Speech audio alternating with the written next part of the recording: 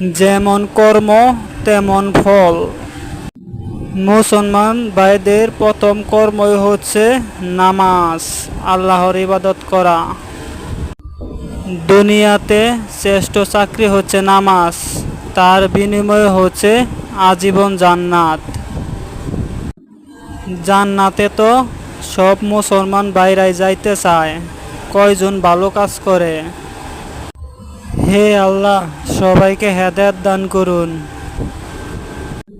আজকের দিনটা এমন একটা দিন, পবিত্র শুক্রবার, আমাদের মতন গরিবের হজের দিন।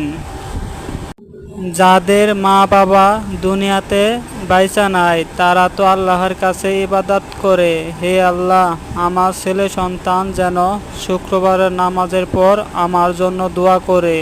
সবার মা বাবা অপেক্ষায় থাকে, তার ছেলে তার জন্য দোয়া করবে, তার ছেলে তার জন্য অনেক দোয়া দুটি পড়বে।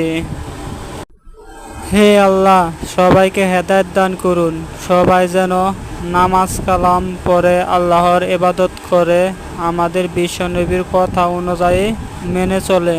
আমিন।